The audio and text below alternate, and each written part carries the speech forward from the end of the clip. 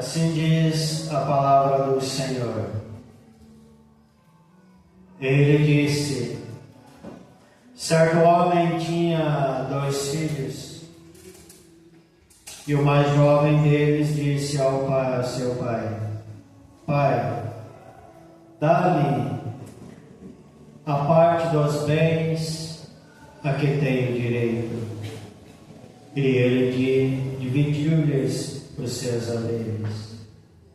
E poucos dias depois, o filho mais jovem, ajuntando tudo, partiu para uma terra distante e ali desperdiçou os seus bens com uma vida desordeira.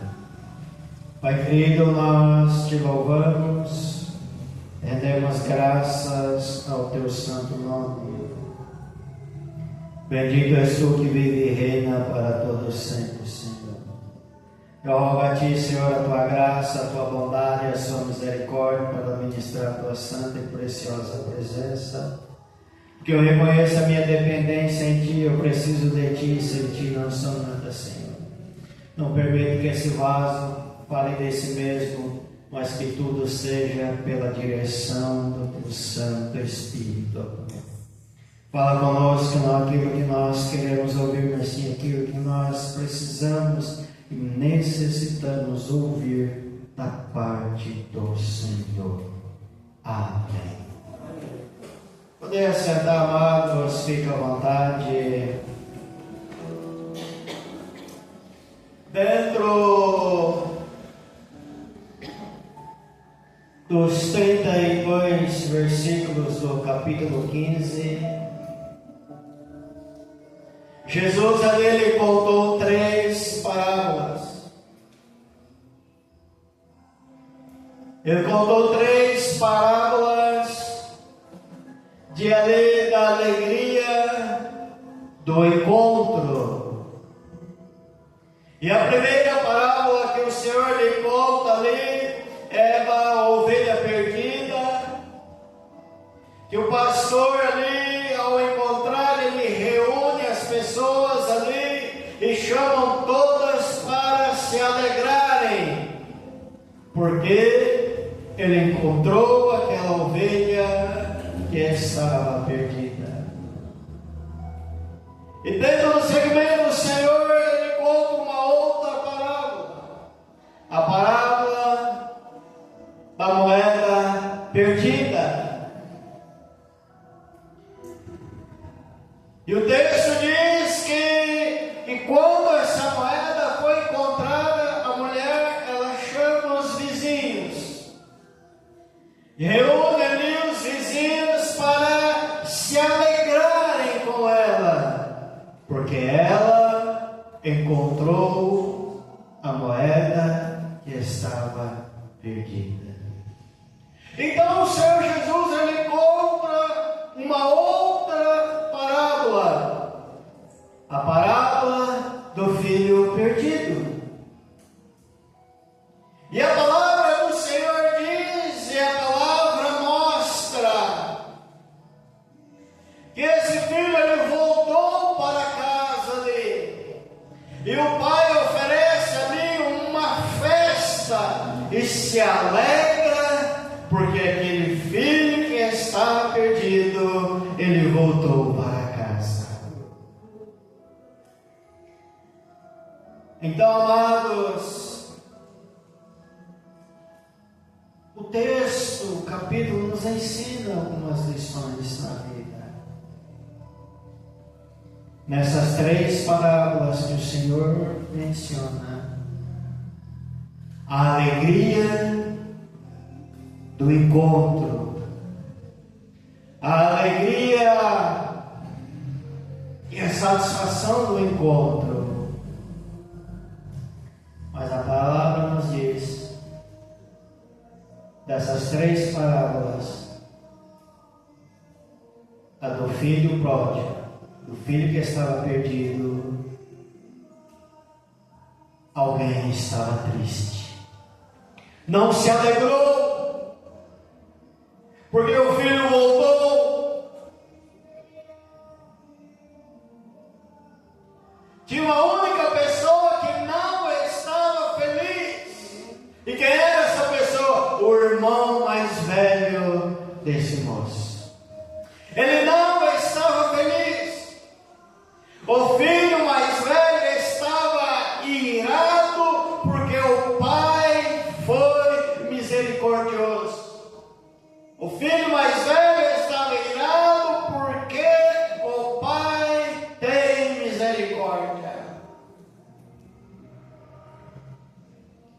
E o texto nos mostra que o filho mais velho ele está do lado de fora da casa do pai, enquanto o filho mais novo está dentro da casa do pai. Então aqui nós paramos para refletir que existe um grande perigo de se estar na casa do pai, ou seja, dentro da igreja, e ainda estar perdido. Assim que aconteceu nessa história. Na parábola contada ali por Senhor Jesus, representa ali os escribas, os fariseus, que se consideravam santos e desprezavam ali os outros. Vivem dentro da igreja, mas desobedecem os dois principais mandamentos da lei do Senhor. E Jesus ensinou que os dois principais mandamentos são o quê? Amar a Deus sobre todas as coisas. E o outro mandamento, amar o próximo como a si mesmo. E observa a igreja que esse filho, ele quebrou esses dois princípios. Esse filho, ele quebrou esses dois mandamentos. Ele não amou Deus, representado pelo Pai, e não amou o seu irmão. Ele quebra esse princípio. Ele não perdoou o pai por haver recebido o filho pródigo, e nem perdoou o seu irmão pelos seus erros. Quando você observa o texto, o banquete lá é alegria, mas ele está do lado de fora. Não participa da alegria.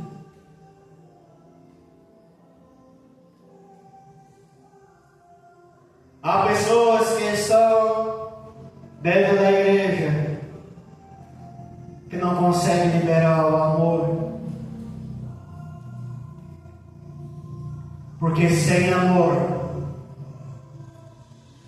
a nossa fé ela é vazia. Esse é meu amor. Eu preciso amar a Deus e amar o meu próximo como a si mesmo. O Senhor colocou o próximo como a si mesmo, não colocou escolhas.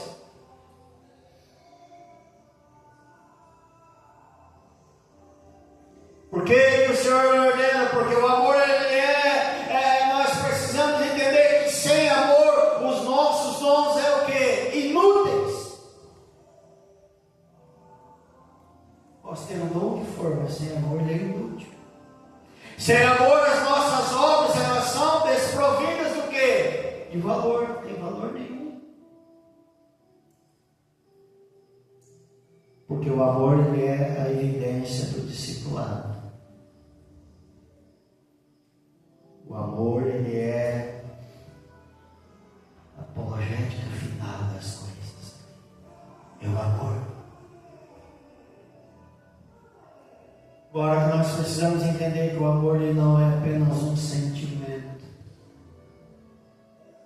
O amor ele é o quê? Uma atitude.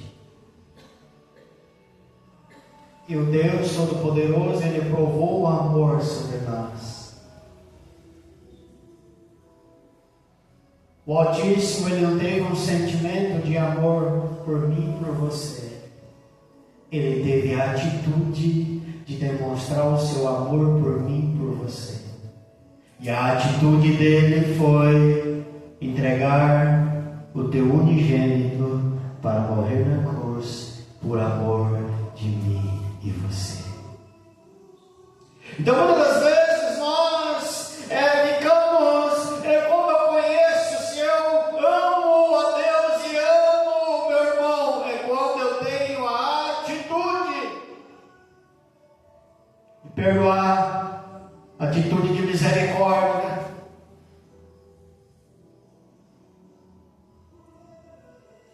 Por isso vive dentro da igreja, mas está confiando na sua própria justiça. Esse filho mais velho está dentro da casa do pai, mas confia na sua própria justiça. O irmão do filho pródigo, ele era veloz ali para ver o pecado que seu irmão cometeu, mas não enxergava os seus próprios pecados.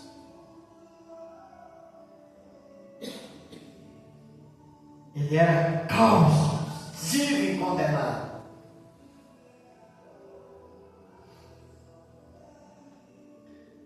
Enquanto via a si mesmo como um padrão de obediência. Quando você começa a examinar o texto, você vê essa realidade do filho mais velho. Foi duro nas ações do pai, duro com o irmão, e ele se via ali como um padrão de obediência, mas os fariseus ali eles definiam a mais o pecado em termos e ações exteriores, e não as atitudes internas de dentro.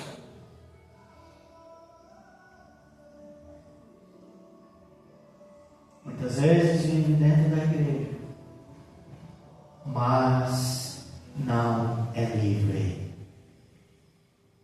Você já percebeu que nós já vivemos momento dentro da casa do Senhor, mas nós percebíamos que não éramos livres? Ele não vive como uma pessoa livre, mas como um escravo. Esse filho mais velho, ele não vivia como uma pessoa livre. Você pode observar e discorrer esses versículos, do 11 ao 32, que você vai perceber que ele era livre, mas ele vivia como escravo.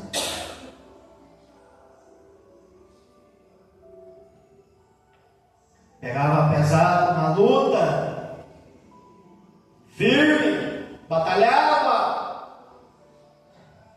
mas não desfrutava daquilo que pertencia ao Pai. Nós estamos na casa do Pai, nós temos que desfrutar daquilo que pertence ao Pai. Desfrutar não é nós ficarmos presos, sermos escravos.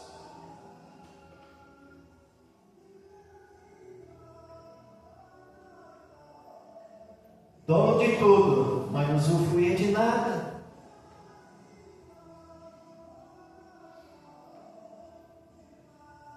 Herdeiro do Pai, mas sente-se como um escravo.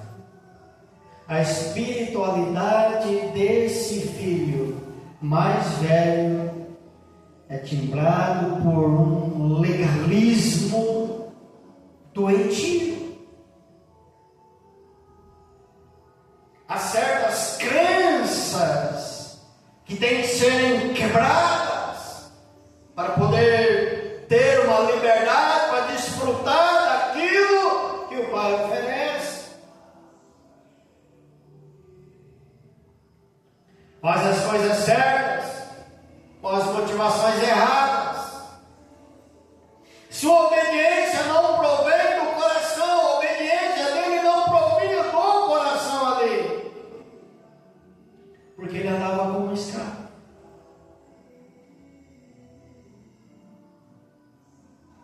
Pessoa que vivia sufocado, gemendo como um escravo. É como aquela pessoa que está na igreja, mas não tem prazer de estar na igreja. Estou na casa do Pai, mas não tenho prazer de estar na casa do Pai. Como que vai viver? Obedece, mas não é com alegria.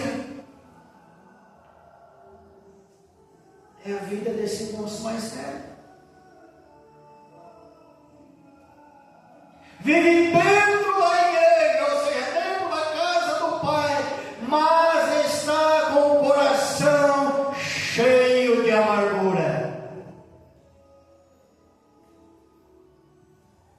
Quando você observa esse moço, ele tem um complexo de santidade.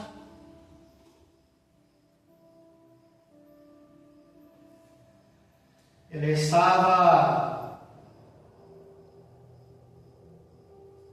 escorado ali orgulhosamente em sua religiosidade, arrotando ali uma santarronice dele, todo orgulhoso,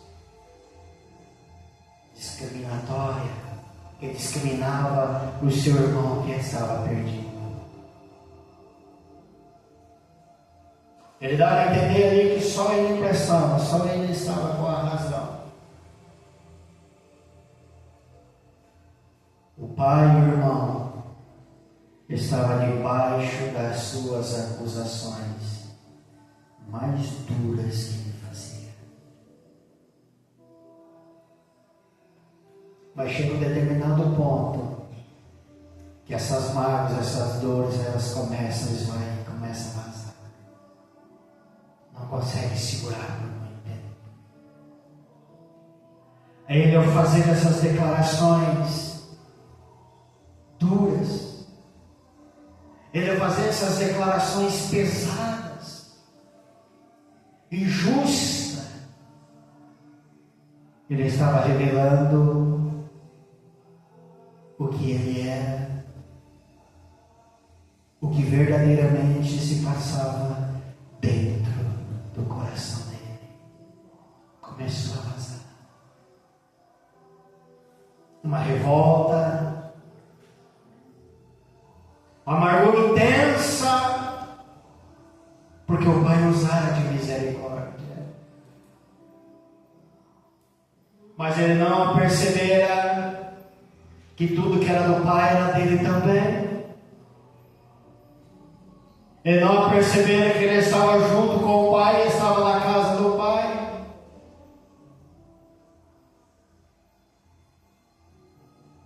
Mas o legalismo dele, o farisaísmo dele, fazia ele pensar de maneira diferente. São coisas que nós precisamos sempre observar. As suas mágoas começaram a vazar da sua vida. Porque para ele, quem erra não tinha oportunidade de se recuperar. É o que ele estava julgando dentro da realidade daquele momento. O seu vocabulário não tinha a palavra perdão.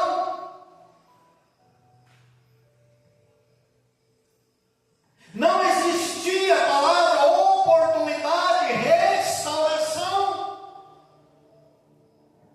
mas sim de juízo, de julgo.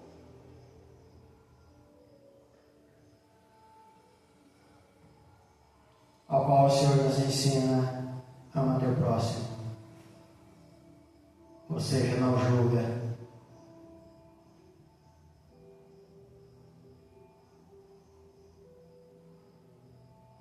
Ontem, meu filho, nós estávamos comentando sobre um cantor.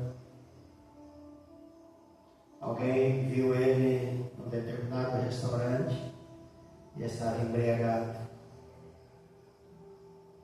E ali as redes sociais arrebentavam ele no meio. Julgavam. Pedradas e mais pedradas. Mas nos comentários as pessoas não procuravam ver o que levou ele a isso. Alguns meses atrás ele encontra o seu filho de 15 anos, pendurado na sua casa, enforcado, morto.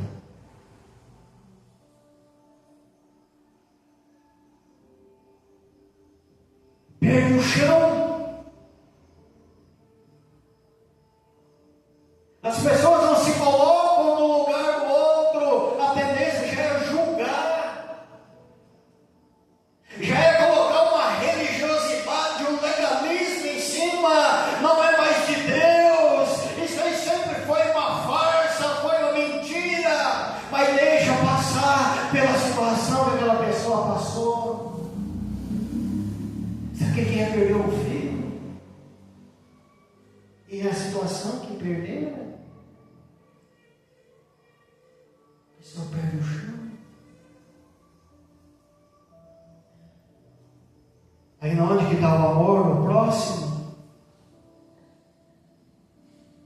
Em vez de dizerem que o Senhor o console, que o Senhor te levante, que Deus te restaure, que o Senhor te dê força. Não, esse nunca foi crente. Por causa de um ato, de um erro, de uma falha. Às vezes você teve uma vida inteira em santidade, mas uma falha, todos vão te julgar em cima, dando a impressão que você sempre foi o mal. Mas o Senhor Jesus diz que o mandamento dele: ama o teu próximo. Jesus não falou: ama o teu próximo, ame só os perfeitos. Ame só os santos. É amar os enfermos, aqueles que estão passando pelo deserto, que não têm força para caminhar sozinho. Não é julgar, é ter misericórdia.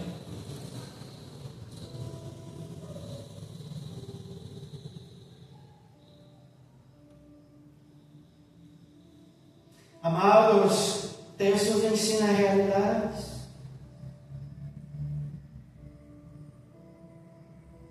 Ele se sente injustiçado pelo pai, porque o pai faz uma festa e se alegra. As Sagradas Escrituras, como a alma se rende ao Senhor, é o que nos céus? Choro, alegria. E o texto diz o quê? Chorar com os quê? E se alegrar com os quê? Observa como que o moço ele está dentro de um campo religioso. Nós temos que tomar muito cuidado.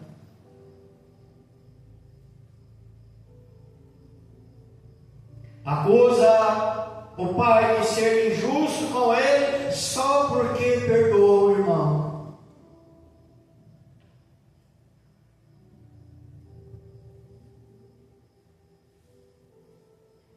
Na religião dele não havia espaço para a misericórdia, o perdão e a restauração.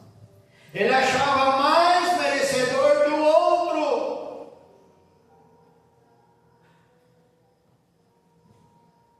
Quantos testemunhos, quantas vidas nós vimos que o mundo dizia: aquele dali está perdido, não tem mais jeito. Deus vai lá e pega e coloca um vaso de honra cheio da presença de Deus.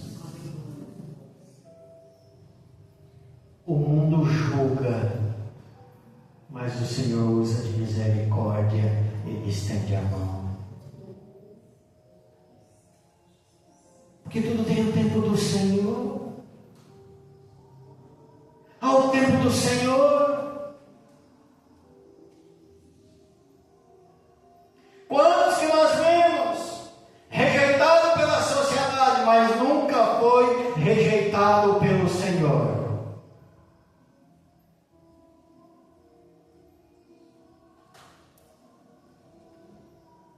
Lá fora podem te rejeitar, podem te crucificar, mas o Senhor não te rejeita. Por quê? Porque o amor dele é infinito.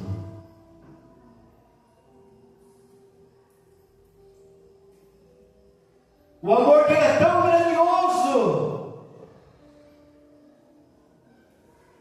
que nós erramos, falhamos, e ele estende a sua misericórdia.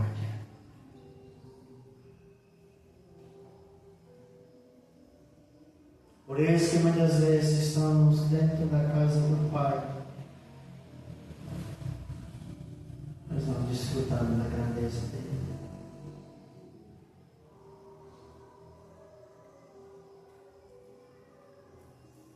Porque ele se achava mais merecedor do que o outro. Ele não perdoa nem restaura o relacionamento com o seu irmão.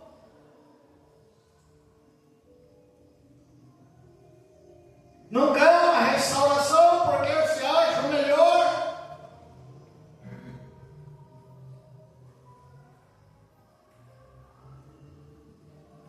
Ele não se refere ao pródigo como seu irmão, mas você pode observar lá no texto que ele não fala do meu irmão, ele diz para o pai: é esse teu filho. Ele não diz para o pai: é o meu irmão, não, ele diz: esse teu filho. E a Bíblia diz: quem não ama o seu irmão até agora está nas trevas. Por isso tem muita gente dentro da igreja perdida.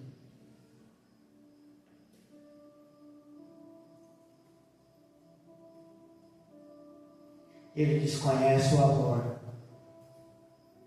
Ele vive mergulhado no ressentimento. Ele vê seu irmão como um rival. Na sua espiritualidade não há espaço para o perdão.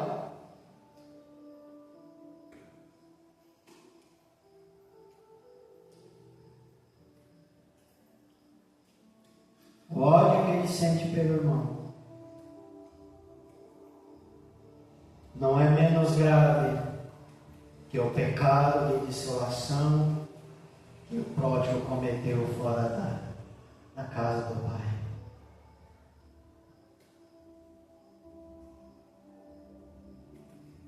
Quando trata, amados, das obras da carne, a Bíblia fala sobre 3 pecados nas áreas de moralidade, e ela fala 9 nas áreas da mágoa, do ressentimento. O ressentimento ele é destrutivo. A mágoa destrói, corrói.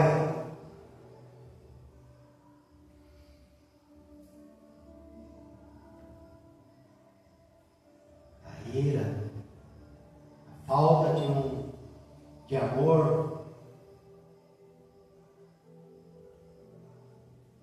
é um pecado gravíssimo. Porque o ressentimento ele isola do pai e do irmão. Esse ressentimento que ele está sentindo está isolando ele do pai e do irmão, ao ponto que ele está para o lado de fora, não está dentro. Isola. Uma pessoa ressentida, amargurada, ela se isola.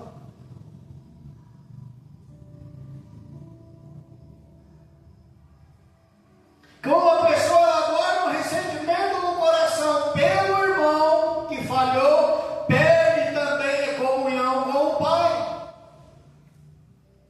Temos que estar atento nessas coisas.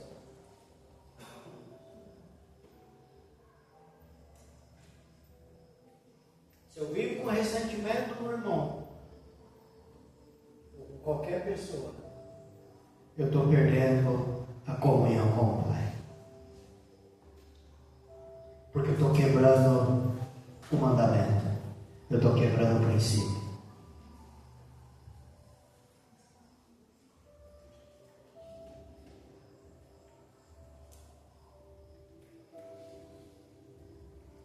Ele se recusa a entrar.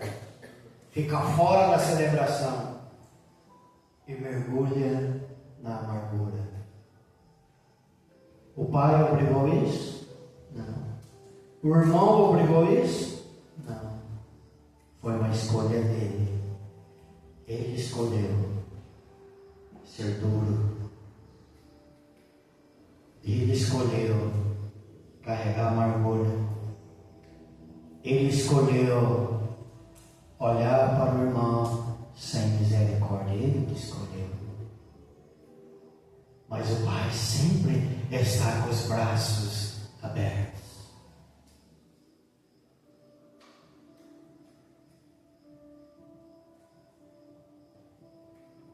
Mas o Pai, ele diz para o Pai: esse teu filho, sabe o que o Pai responde? O Pai corrige ele: esse teu irmão. O Pai nos corrige.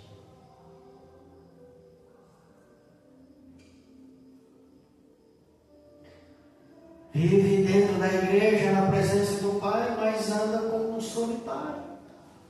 Esse moço ele anda passando. Ele anda sem alegria, sem amor, sem paz, sem prazer. Vive na casa do Pai, mas sente-se como um escravo. Está na casa do Pai, mas não tem comunhão com o Pai.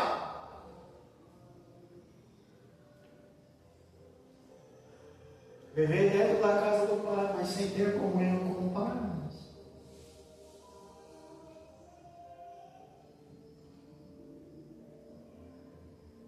Quantos que estão na igreja,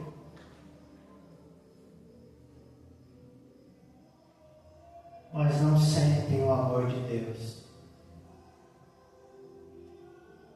a alegria da salvação, o prazer de pertencer a Jesus, a doçura do Espírito Santo de Deus? Quantos?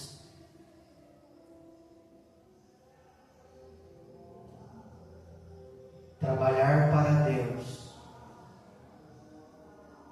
sem vida com Deus, não agrada a Deus.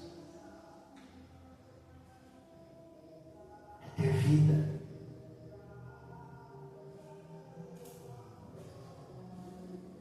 Mas qual é o remédio para esse moço? Qual é o remédio para esse filho mais velho? É o mesmo remédio do filho mais novo: arrepender-se.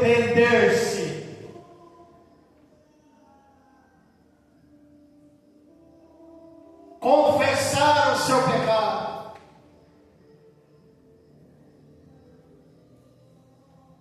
E não ficar do lado de fora, mas se lançar aos braços do Pai.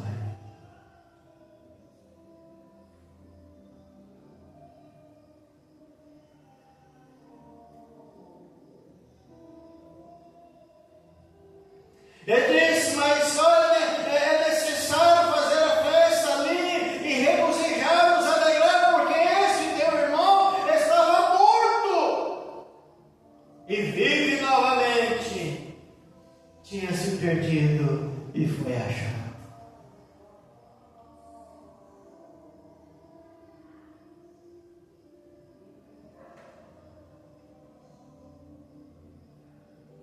Diz: por que você se entristece? Tudo que é meu é seu. Então nós sempre precisamos estar atentos. E muitas das vezes nós temos que tomar muito cuidado e não termos atitudes que possam comprometer a nossa comunhão com Deus. É não quebrar os dois princípios, os dois mandamentos do Senhor: amar a Ele acima de todas as coisas e amar o teu próximo como a ti mesmo. É não sermos juízes, porque quando julgo aquele desprezado, Deus pode levantar aquela pessoa, amado, ser um instrumento tão poderoso que aquele que o julgava vai descer e aquele que foi julgado vai subir, porque o Senhor faz essas coisas. Então é buscar força, é pedir ao Santo Espírito de Deus de graça dê vigor, porque eu quero estar e desfrutar da presença do Pai. Amém? Louvado seja o nome do Senhor. Quem me tirou foto ontem das irmãs, está ali ainda o painel. Tiveram um trabalho abençoado, cheio da presença